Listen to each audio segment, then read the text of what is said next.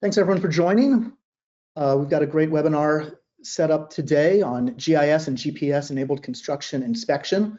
Great group of panelists who will get into some introductions in just a minute. Handful of questions that we're going to delve into, and appreciate you taking time out of your day to listen in, participate, and hopefully send some questions our way if you've got them.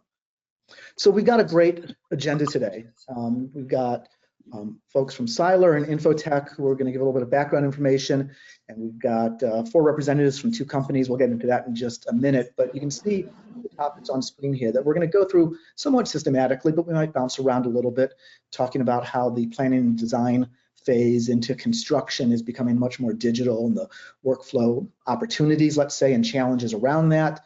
Talk about implementing construction management and inspection systems and workflows and processes and benefits of those new improved workflows.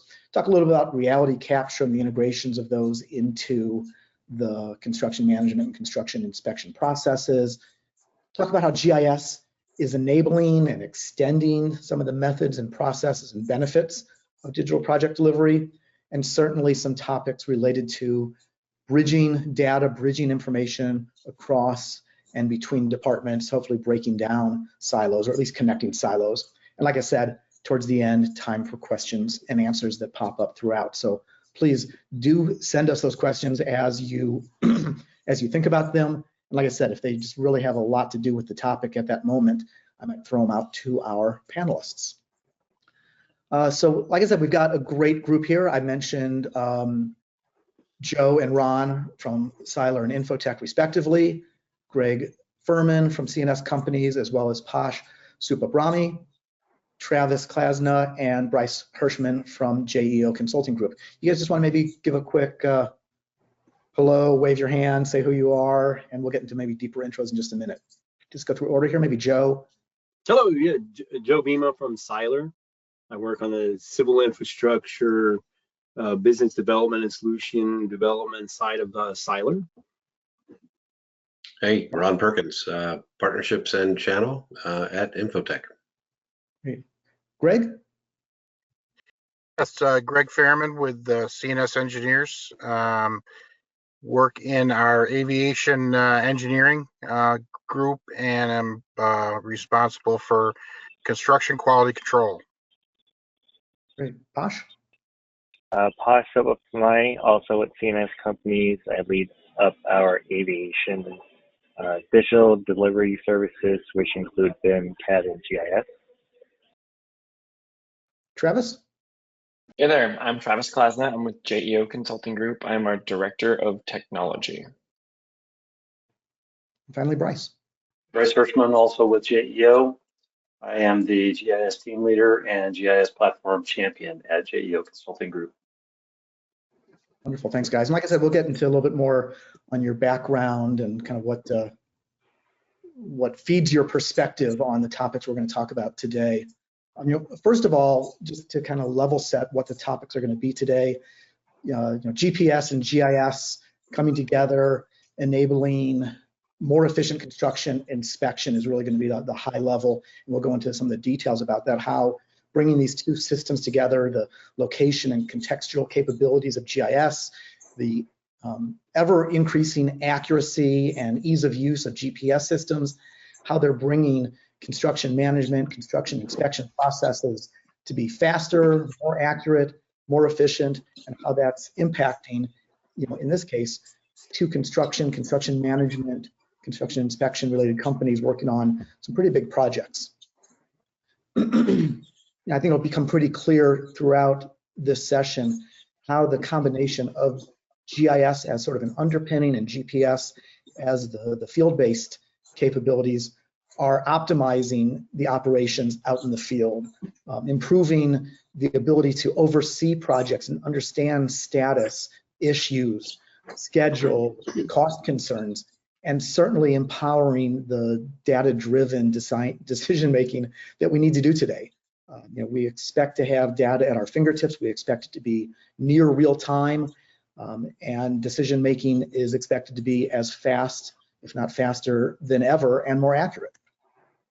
And so bringing together the now pinpoint accuracy of GPS in GIS, which is as accurate as the data that you collected.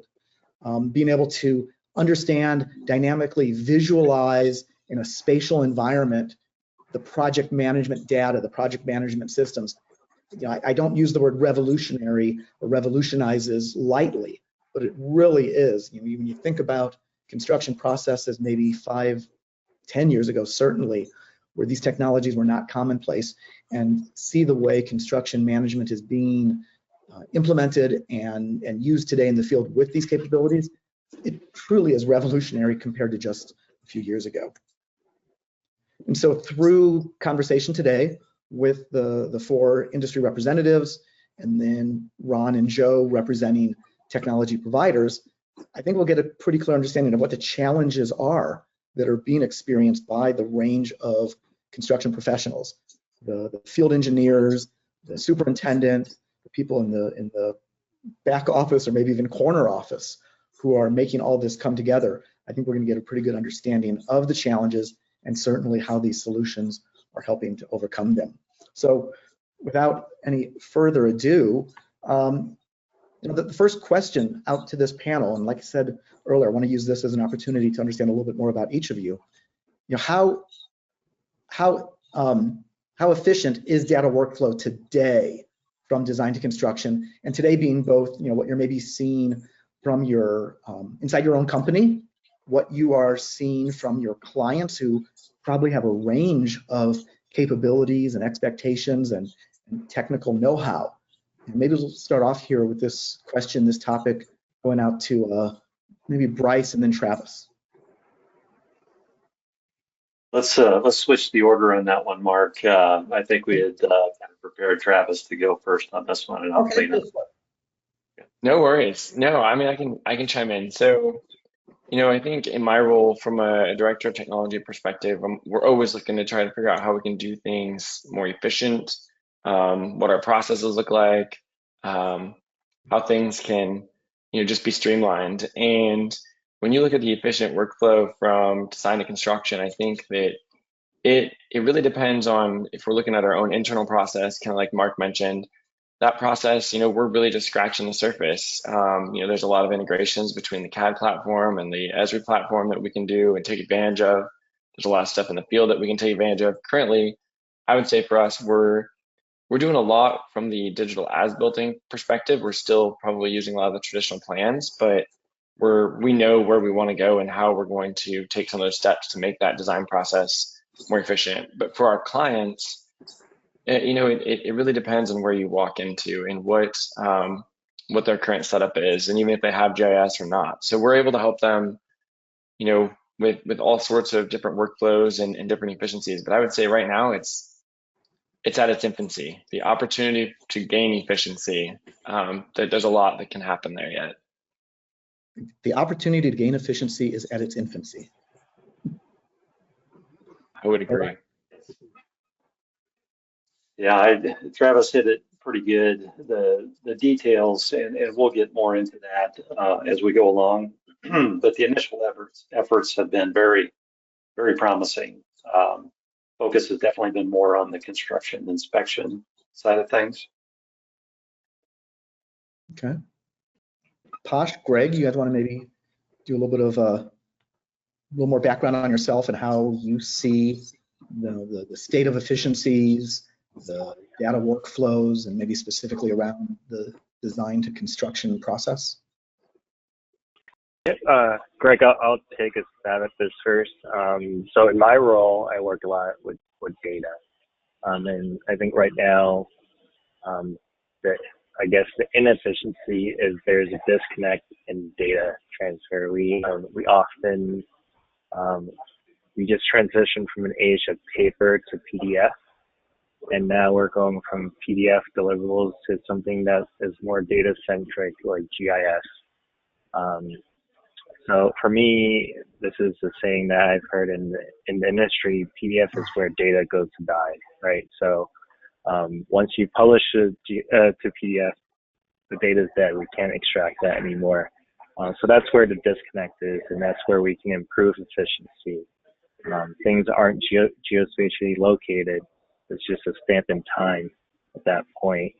And the internal and external client, my internal client is my company, my external client is the airports. There's depending on the contract structure, whether it be design build, design bid build, or CM at risk, there's a handover in design to construction, and it's not fluid depending on the contract type. So I think we can do a lot better at how we transfer data. Greg, anything to add there? Yeah, we talked design to construction, but there's also a lot of interactions from construction back to design that we need to improve on. My goal and what we're really pushing for is we want information to have the least amount of human touches as possible. Every time a human touches it, there's always a chance for a mistake. So if we can streamline the system of moving data through our system automatically, that is gonna improve our process. Great point there. And I think that what I heard really from all of you is this transition from file-based to data-based, rather than monolithic, sort of locked down files, to data that is a little bit more agile and fluid is really going to be something that has a big impact on the industry, and certainly is design to construction, as you said, Greg, construction back to design, when we're thinking about data and individual objects rather than entire files, that we deal with entire files getting corrupt or version control. The challenges are huge. So as we start moving more into a data-oriented workflow, we might, I think, see data workflows improved and the efficiencies gained. Let's just keep moving forward here because we got a fair bit of content to cover. Next, we've got Ron and Joe. You want to maybe introduce yourselves a little bit and talk a little bit about Appia? This is Ron, actually, or Joe. Yeah, since I already introduced myself, Ron and I are going to just touch on the technology, like Mark said. At Seiler, on the civil infrastructure business development and solutions side of things, working with a team of folks here at Seiler. And I'm going to go ahead and turn it over to Ron so we can get into what Infotech and Seiler have done for GPS-GIS enabling this workflow. Yeah, thanks, Joe. I mean, that's the point that we wanted to discuss is really what's already been emphasized, right? We are a company, Infotech is a company that's providing construction management, construction administration, inspection solutions for over 40 years. We work with nearly every DOT. We work with thousands of cities and counties and AEC firms across the country. And we've seen a significant need to geo-enable the workflow that we've been capturing in the past, and to really simplify things so that inspectors are accomplishing a lot more in the field because their firm needs to be more efficient and their clients need a better deliverable, right? So we've done everything from automating the field data collection. We strongly support the daily work report. That's really where all this information goes in. It's within these systems that you can see where payments are issued, right, on work that's been complete. We handle things like change orders, and it's a very collaborative environment. So it deals with people in the field and in the office. It's got standardized reporting, and like I said, our top priority in these last few years has been to geo-enable this entire workflow. Okay, Mark. Yep. And real simply, we have a very simple user interface. It's intuitive, in the way that we've designed and configured. All of these guys are clients of ours, and they use this regularly, and it's their feedback that has really helped to kind of morph this product to where it is. The full audit trail when you're dealing with public agencies is a requirement, right? And that's definitely one of our linchpins, is that we can handle that, which is really a strong part of the relationship that we've developed with ESRI, so that in these dashboards and these maps, that the transparency is there, the accountability is there. configuring this so that you can handle the workflow and approval workflows is definitely a part of the solution. And then just to emphasize what Joe kind of alluded to, Seiler has been one of our strongest partners because, well, they are the largest Trimble dealer in the world, but they're an ESRI Silver partner just like us. They're even an Autodesk Gold member. So, right, they know what the needs of the industry are, and they have capabilities that have really helped us kind of get into the fast lane of morphing our systems into something that is a more appropriate tool for the challenges the industry is facing today. Thanks, Mark. Yeah, and maybe just to tie in some of the things you said there, Ron, to what our panelists said in the first few minutes. I mean, maybe it's obvious, maybe it's not, that this is data oriented. It's not PDF files that get filled in and saved to a hard drive or a network drive somewhere to, as Posh said, to go and die. But it's live data that can be analyzed and understood in various contexts and visualized on a map. It's data oriented as opposed to being file oriented, and that can't be really overstated, the value of doing that. So, with that, this idea of performing your inspections in more of a data oriented process through digital tools versus just PDFs, or much less yellow pads or even printed papers that you check off and collect in the superintendent's office at the end of the day. How are these digital field inspection processes enhancing the construction workflow challenges that we talked about at the beginning? Bryce, maybe is this one you want to start off? Yeah, thanks, Mark. This one I was really lucky in working with the construction services group at JEO to get some feedback here, and I have so many I have to kind of bullet them, and I'll go through them quickly. The enhancements include the accurate data collection, which was mentioned earlier, more time available for doing additional inspections, cutting down on travel time by reviewing data from anywhere that was collected at the job site. And also it mitigates disagreements by having quantities, locations, and photos attached to point, line, and polygon features. So it's that, shoot it once, refer to it many times. Travis, you had anything else to add to that?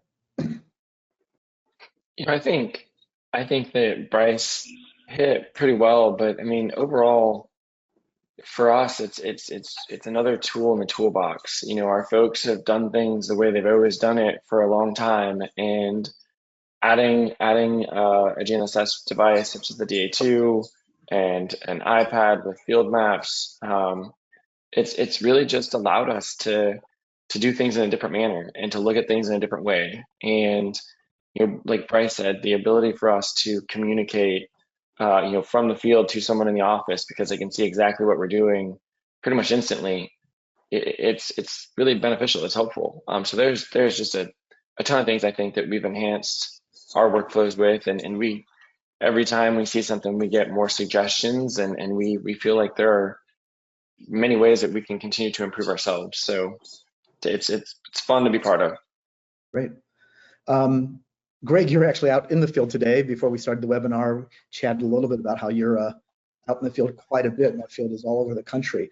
You must have an interesting perspective on the capabilities of digital field inspection, changing the way you get your work done, and probably more efficient, allowing you to spend maybe less time at each project or accomplish more work when you are need to go out in the field. Yeah. Again, we're in the infancy stages of this, and with quite a bit of help from the teammates in this panel, and being led with Posh. The big thing that interested us in the field the most is the bridge, because there's nothing worse than having multiple software solutions that do one thing, and then you have to close one, open the other. Having that seamless transfer of information from one package to another is really going to help us out probably the most. And then also being able to get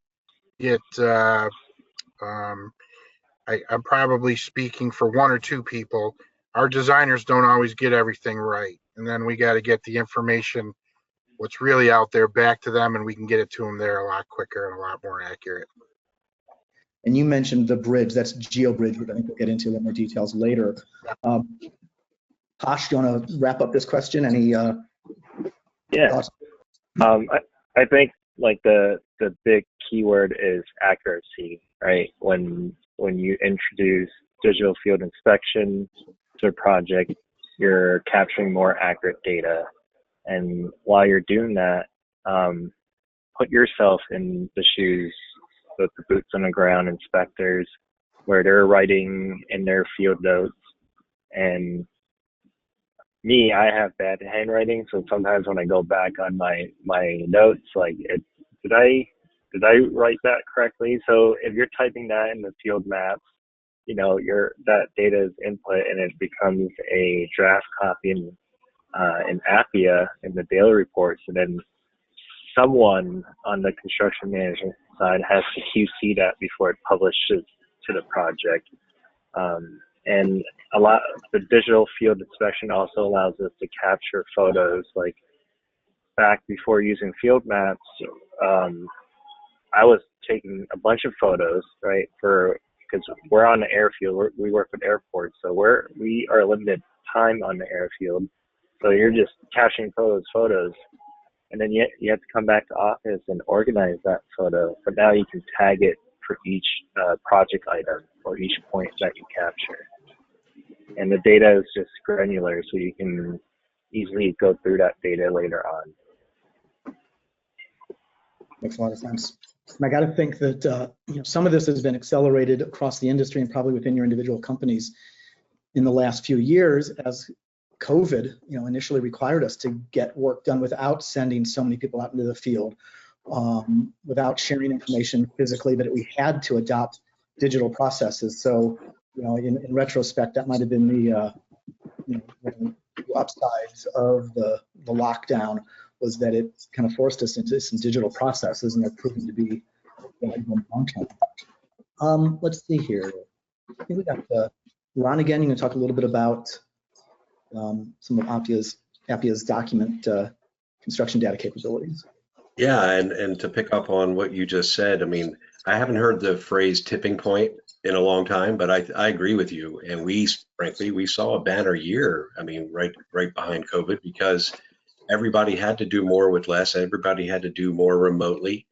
But to the points, especially that Tosh was just raising, me, our systems were always designed to capture like key construction data, right?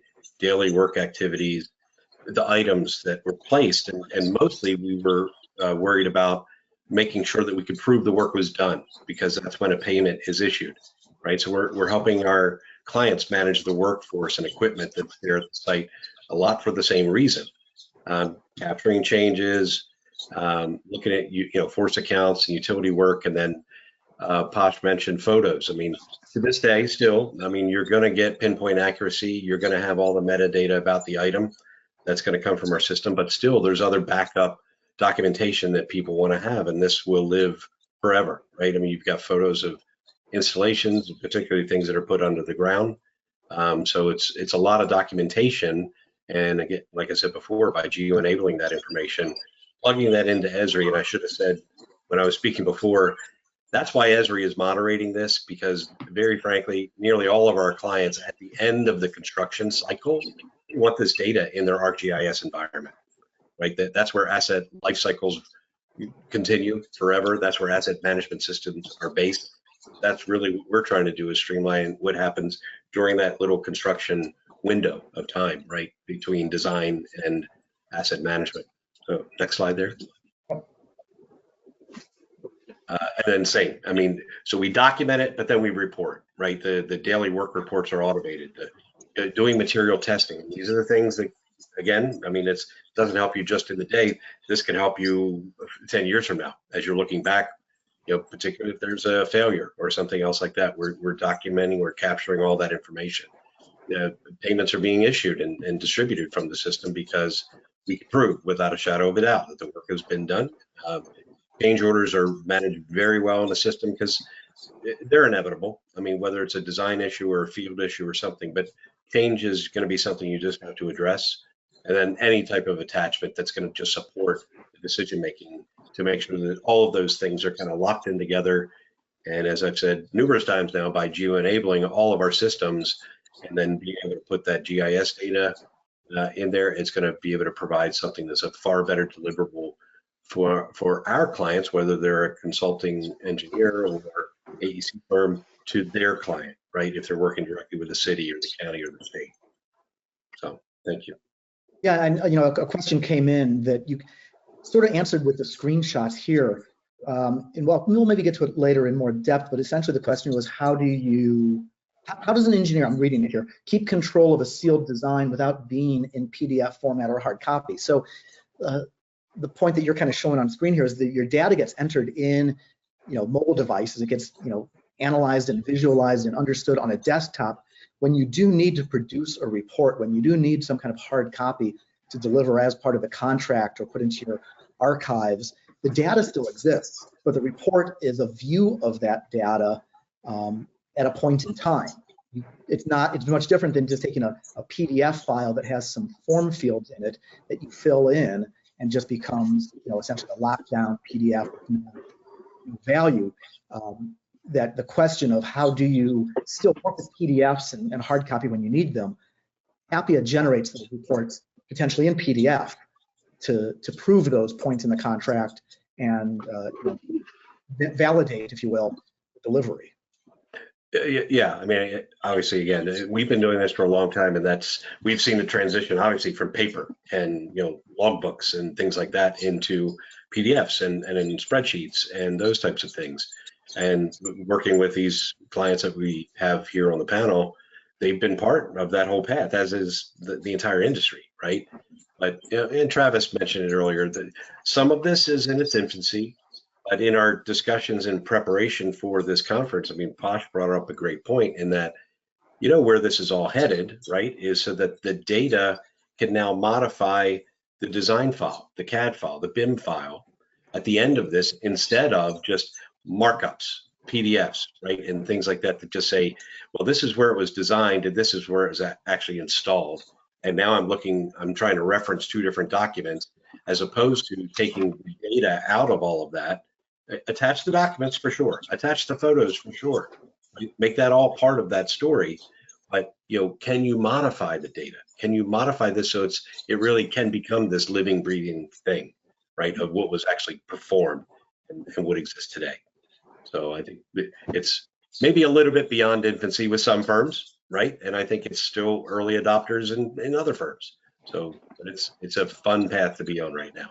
Yeah, we're moving from talking about a paper trail proving the way decisions were made and what took place to more of a data trail that is much more dynamic and analyzable, if you will, and improves understandings after the fact than trying to navigate through a bunch of emails or files that may not really have a connection between them. So I'm going to keep moving on here for the sake of time.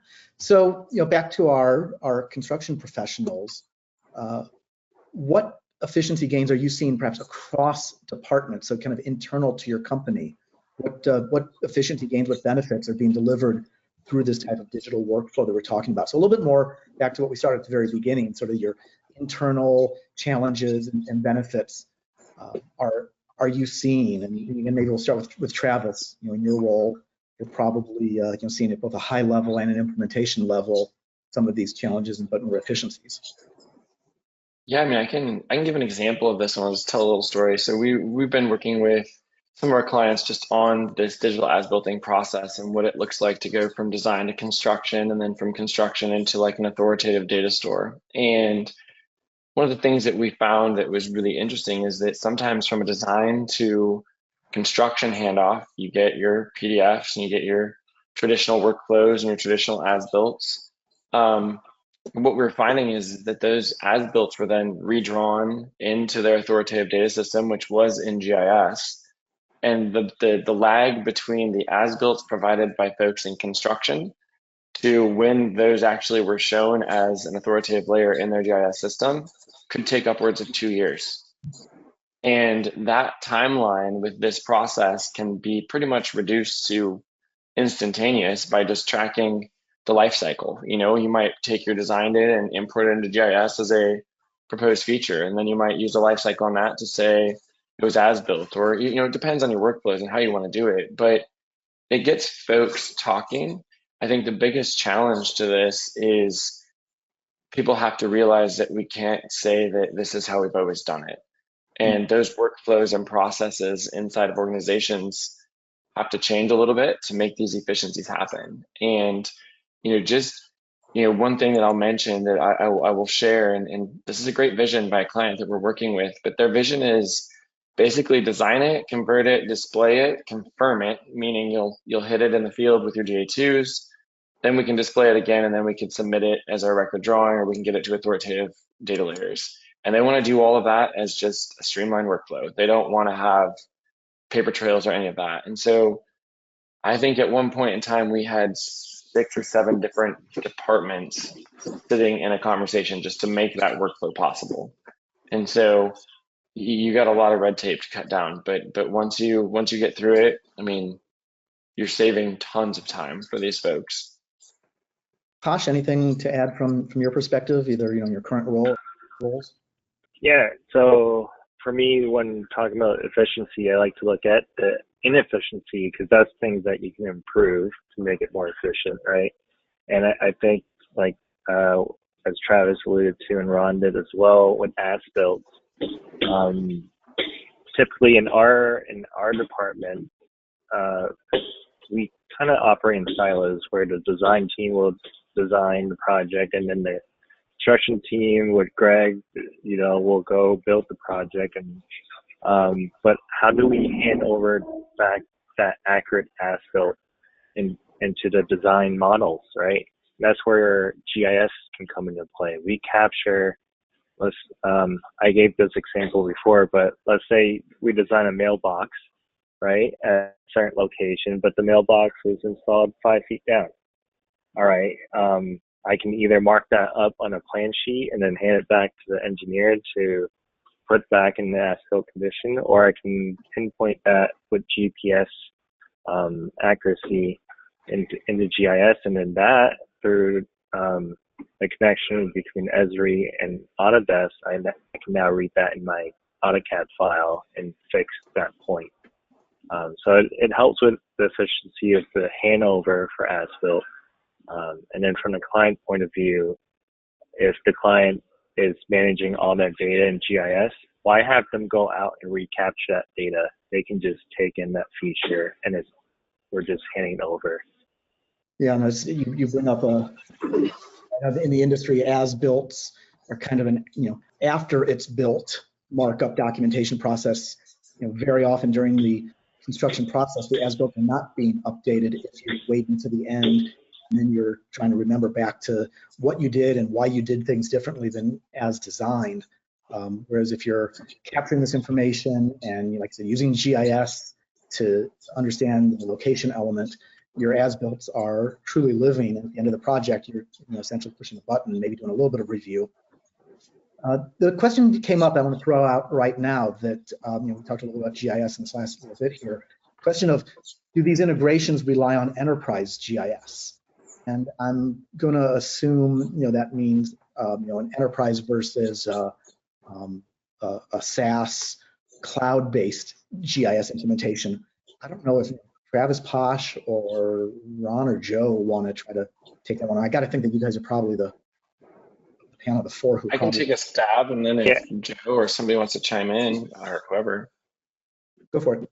I would say for us, you know, I guess, yeah, on the enterprise side, we actually utilize what I would consider, kind of to Mark's point, we utilize both sides. I would say we use ArcGIS Online for some of our services and a majority of our clients.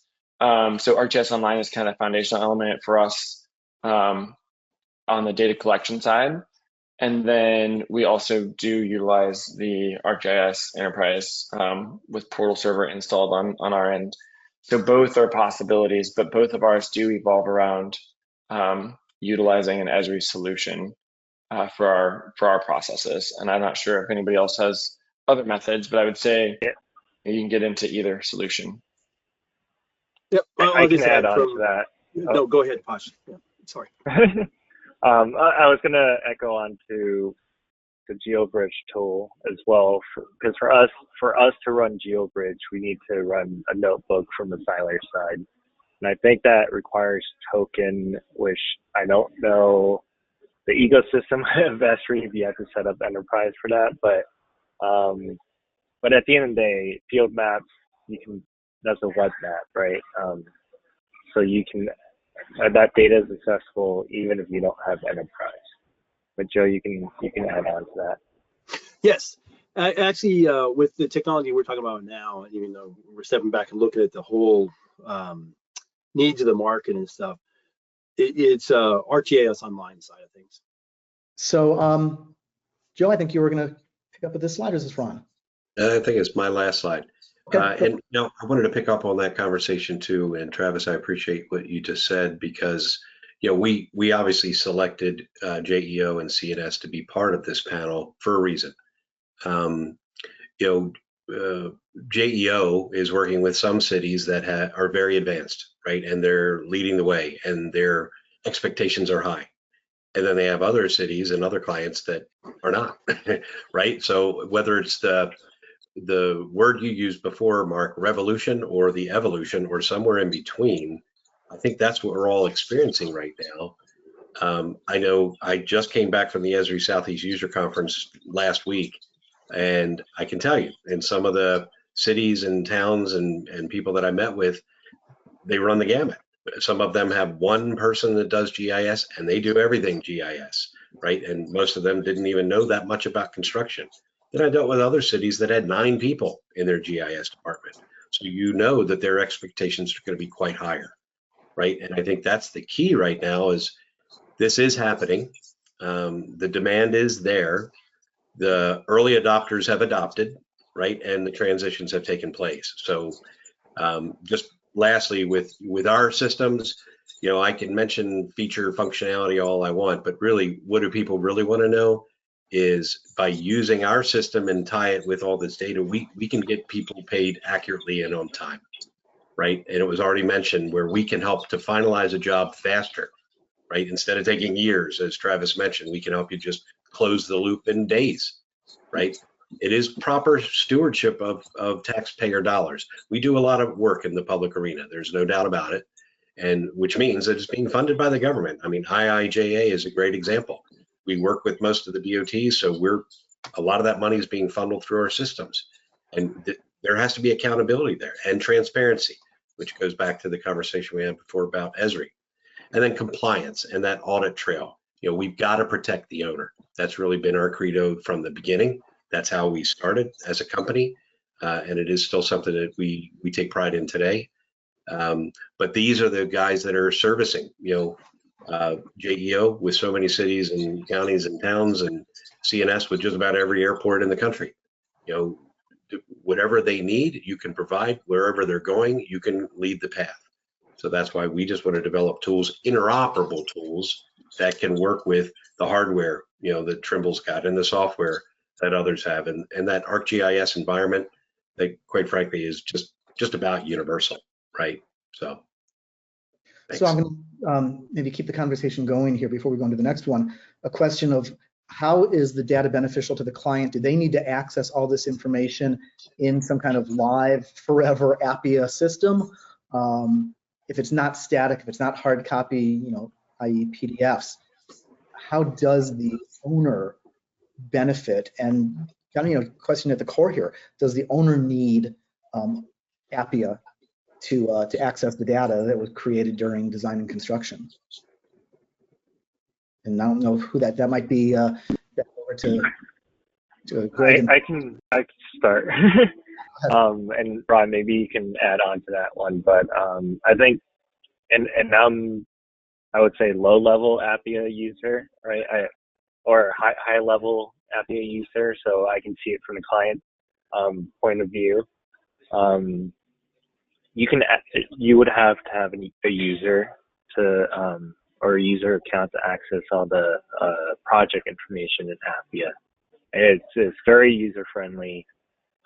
If you can use Google Chrome, I think you can use Appia. But I want to add on top of that with the integration to GIS or ESRI GIS, we can create dashboards, right, where the client can have a viewing license so they can see the project dashboard. And who doesn't like toggling on and off things and seeing moving graphics? So I think that's where the benefit is for sharing data into GIS, especially for a client who doesn't need to see all the nitty-gritty information, but they can access all their information on the dashboard. Okay, that makes sense. I might Yeah. want to chime in on that one as well, just on the standpoint of a lot of our field folks get pressure to share the data digitally, just in simple file formats that they can absorb into many different packages. CSV files, as an example, a lot of sharing that way where people can get it quickly. It definitely is of interest to clients to get that data, and then they want to load it up. And that's part of that evolution maybe that has been talked about. So a few options of how to tap into that data that was generated during the design and construction process for long-term operations. Maybe it's a viewer license via ESRI, a viewer license via Appia, or it's requests for some of that raw data in formats that they can import into or view on their legacy system. Another question. So what is the value of connecting construction management efforts to field inspection via GPS-GIS technology to create this sort of combined CM GIS data set? So what's the value of connecting CM to field inspection via GPS-GIS? We haven't talked a whole lot about sort of the GPS side of things here. Posh, Greg, you guys want to maybe one of you two start on this one? Yeah, I don't know what happened with Greg, but I think he might have some technical difficulties, Okay. but I'll jump in. Go for it. For me, with GPS, it's accuracy, right? Accuracy is key. For us on airport projects, we are working in restrictive FAA space for runway safety areas, runway object-free areas, and then also for the taxiways as well. We want to make sure we're not installing something that impedes into those safety areas to make sure the aircraft are operating in their safe environment. But also with utilities, there's a lot of underground utilities on airports, such as airfield lighting, right? So if the contractor doesn't know that there are conduits within that area, it happens a lot on airport projects where they start digging and they hit an FAA cable and there's loss of communication or electrical as well. But yeah, I think that's where GPS and GIS technology comes into play for construction management. Yeah, we at ESRI certainly are quite frequently talking about the value of location and knowing where things are, and that kind of maybe stating the obvious that GPS is the enabler of a lot of that location and accuracy, and GIS is the sort of the enabler for analyzing it. Bryce, I think you might have had a point here to make as well. I just kind of boiled it down to the feedback that I keep getting, and it's the ultimate goal is just to make a field observation and that quantity be debited from a list, basically. So not quite a punch list, but when folks are out there and they're making the observations, it can be codified through something like Appia to make sure that folks get paid for effort rendered. And then Travis, was this your dashboard? Yeah, yep, I can talk about this. So maybe I'm going to touch back on something that was asked earlier. I know don't want to discount Infotech's role or Seiler's role in anything, but someone asked the question of what platform or what tools were needed to make something happen. The example that I have on the board here that's on the PowerPoint, this is a broadband project that we did doing digital as-builting simply using field maps and ESRI solutions. So we weren't, when it came down to it, I think a question was asked, what systems do I need, or where does this data go? Or, as this process is done. In this case, this dashboard, the project was 163 miles of conduit. And it was done in quadrants. You kind of see the dashboard a little bit there. We're about done with the construction side of it. But basically all of these data points were collected in the field with field maps using Trimble DA2s to meet survey grade specs. And then that data was consumed right into their enterprise GIS system and their authoritative data layers for pull boxes and conduit. So that was all done in real time, and it was hand in hand with the client. I think that's one thing that folks should think about when they're doing this, is if you are being asked to do digital as-built into an authoritative data layer, know your end result. And if you're wanting that real-time piece, maybe in this case, it was in Lancaster County and City of Lincoln's GIS system. So we helped them set it up in there so that the data was landing where it was ultimately going to end up. So lots of stuff in there. But yeah, there's lots of different ways to do it. But I think there's the possibilities endless. And this was just a project that we could use to show. Great, good example.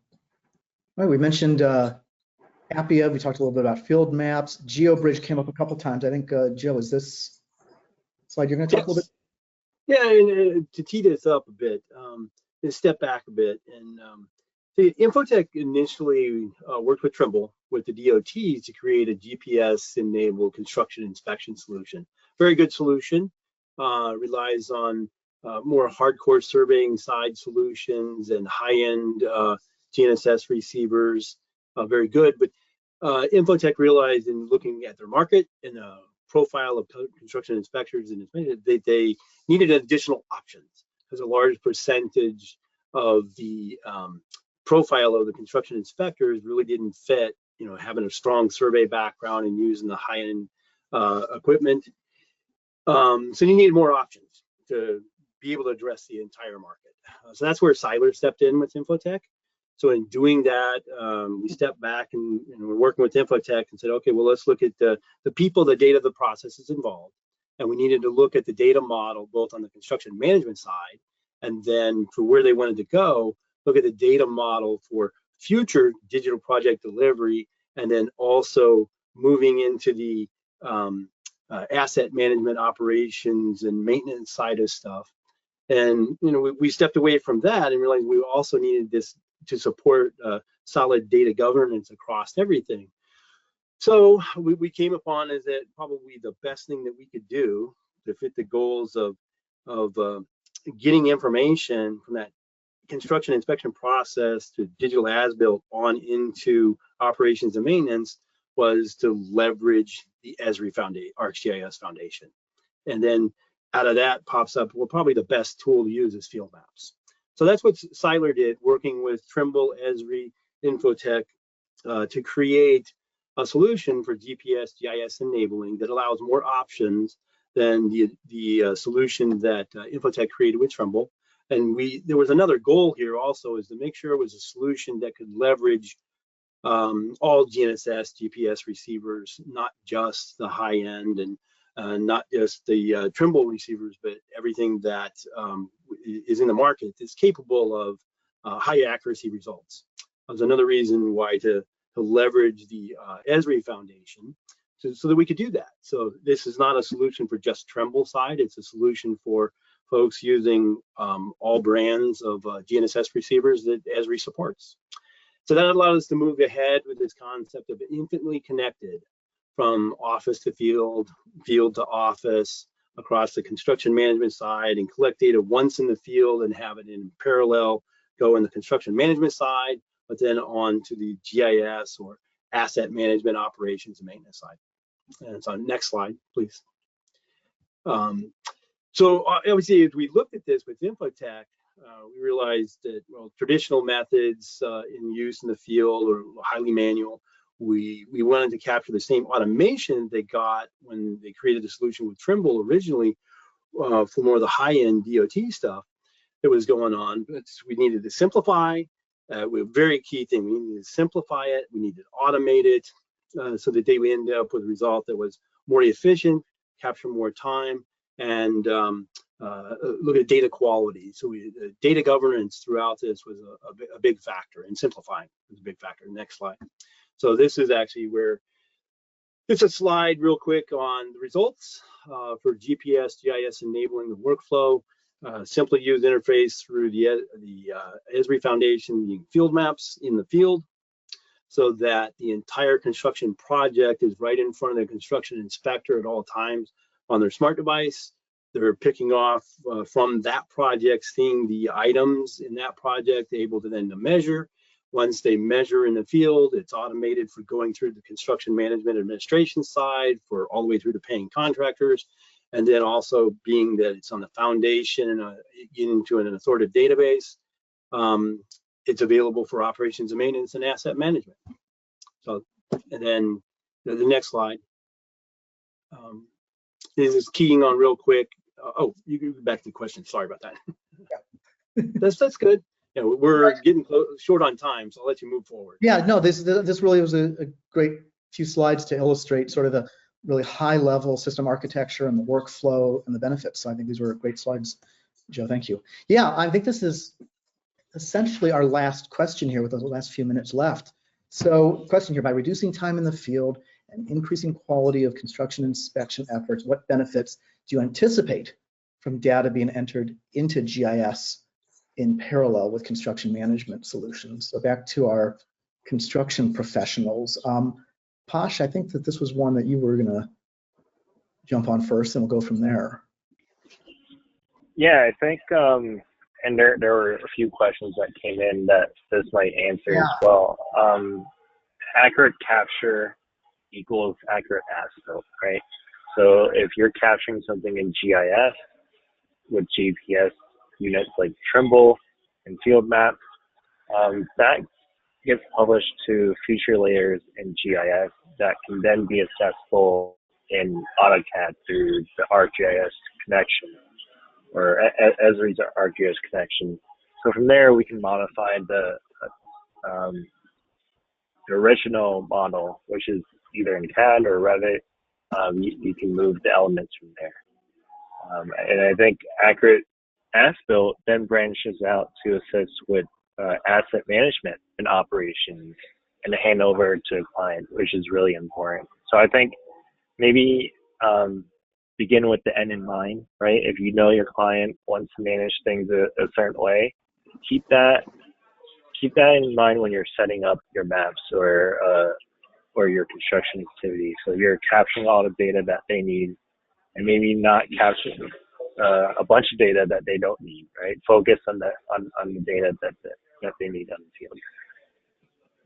Yeah, I mean, essentially what you kind of described there is if you're doing things accurate up front, the benefits just snowball at the end. You kind of eliminate that likelihood of garbage in, garbage out. If you've never put garbage in, if you've always been accurate, if you've got the right data based on what your customer needs at the end, then the benefits might be specific customer to customer, but certainly higher quality data results in higher quality deliverables, whatever they might be.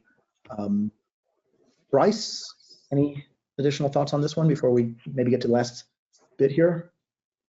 No, it's just the idea that it's easier to transpose things. It just speeds everything up. That's all I was going to put on that point. All right.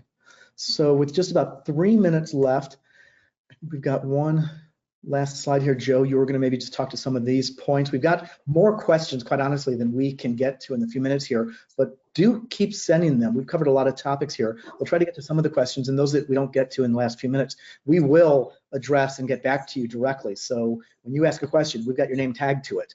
So please do send those questions in still, and we'll try to get to a couple of them in the last couple of minutes. Joe, you want to kind of just wrap things up here with this slide? Absolutely. The keys here is to save time, automate, and provide more options, more affordable options because it didn't fit the profile of the entire market.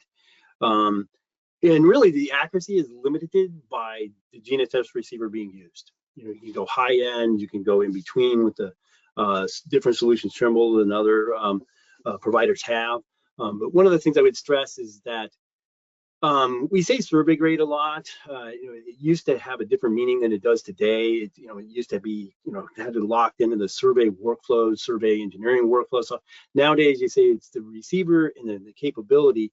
If I can, it's XYZ and XY elevation is what you're capturing in the field. So it's 3D, and it's down to the limits of the receivers. So in a real-time positioning rover mode, you're capable of getting accuracies of a ½ inch or right around there. On horizontal and vertical, it all depends on capabilities. So just leave that with that. And again, the whole idea: save time in the field, automate the process, have a way to then visualize the data after.